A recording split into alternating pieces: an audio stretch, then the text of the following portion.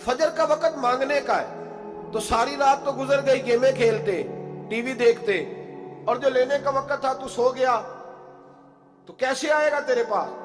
तो उठे सवेरे, बंदों से मांग के देख लिया, बड़ी इज्जतें खराब हुई। फजर का वक्त उठ के झोली फैलाए।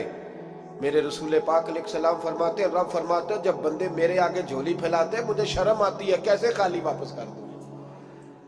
तो उसके सामने झोली फैलाए सवेरे उठ के, रिस्क में बरकत होगी। और फिर एक और बात, पांचवी बात, रिस्क में तंगी उस वक्त होती है जब हम माल गलत जगह पे खर्च करते हैं। अल्लाह माल देता है अपने फजल से, और जब हम उसे जाया करें, मिसाल देता हूं, मेरे पास एक शख्स ने आके कहा, हजरत जी बच्ची की शादी है, या मेरा घर में कोई बीमार है, या बड़ी आजमाइश है, 10,000 की जरूरत है, मैंने थमा दिया उसको। फिर मुझे बाद में पता चला कि ओहो, वो तो अय्याशी कर रहा है पैसों से, वो तो चला गया कहीं घूमने और फलां होटल में, महंगे होटल में बैठ के खाना खा लिया, तो मेरे दिल पे क्या गुजरेगी उस शख्स के बारे में। बिला मिसाल और बिला तशबीह समझाने के लिए अल्लाह ने माल दिया फजल से, और अगर अय्याशियों में लगा दिया।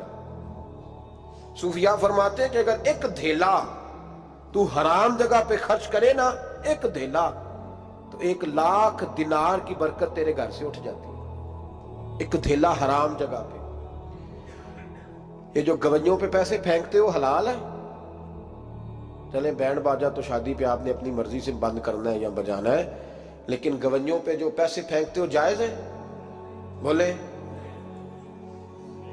तो वो फिर कहते, रोते हैं बाद में लोग कि पता नहीं क्या हुआ, शादी के बाद पीछे पीछे आए। तो मैंने कहा शादी के बाद इसलिए पीछे पीछे हाथ हो गया कि शराबें बड़ी पी गई शादी पे, तबाही बड़ी उतरी, तो फिर अल्लाह की रहमत नाराज हो गई।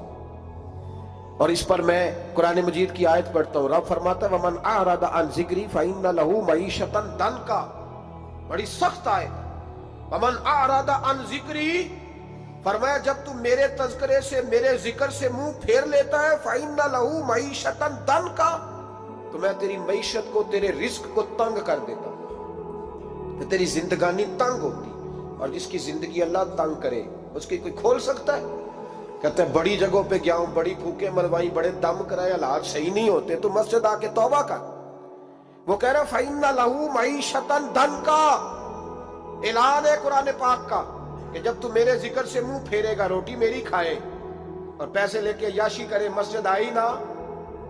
हुक्म तो यह है कि जितनी जितनी नेमत बढ़ती जाए सजदे बढ़ने चाहिए, लेकिन हम लोग सजदे कम करते जाते हैं, फर्द नमाज भी नहीं पढ़ते, फिर रिस्क तंग होता है, फिर अल्लाह के अदल का निजाम चलता है, फिर खराबी होती है। इसलिए याद रखें, कुरान मजीद ने हुक्म दे दिया कि अगर चाहते हो कि रिस्क में बरकत हो तो फिर रिस्क देने वाले के आगे झुक जाओ, फिर रिस्क देने वाले के आगे झुको। तो माली परेशानी का बहुत बड़ा सबब यह है कि हम मस्जिद की तरफ नहीं आते, दीन की तरफ नहीं आते, पैसा नाजायज जगह पे खर्च होता है। आप यकीन करें, मस्जिदों का हाल खस्ता है, मदारस का हाल काबिल रहम है, काबिल रहम हालत है मदारस इस्लामिया की। और लोग पैसा कहाँ खर्च करते हैं? मैं तो ये रोता रहता हूँ, हर जगह रोता हूँ। मैं दुनिया के किसी पाकिस्तान के कोने में बैठता हूँ तो रोता हूँ। एक्टर पल गए, और अहले सुन्नत का तो वैसे अल्लाह हाफ़िज़ है, कवालों की कोठियां देखने के काबिल है। और नात खां जो सुर सीखते हैं रात को कहीं बैठ के और सिर्फ आवाज सुरीली है, उनके मकान पजारों देखने के काबिल है। और जिस शख्स ने सारी जिंदगी रसूलुल्लाह का दीन पढ़ाया, सारी जिंदगी, शेखुल हदीस मिजाज के लोग हैं जिनकी बेटियों की शादियां भी होने वाली हैं। मदारस के बच्चे मोटे कपड़े पहन के गर्मियों में घूमते हैं, मोटे कपड़े।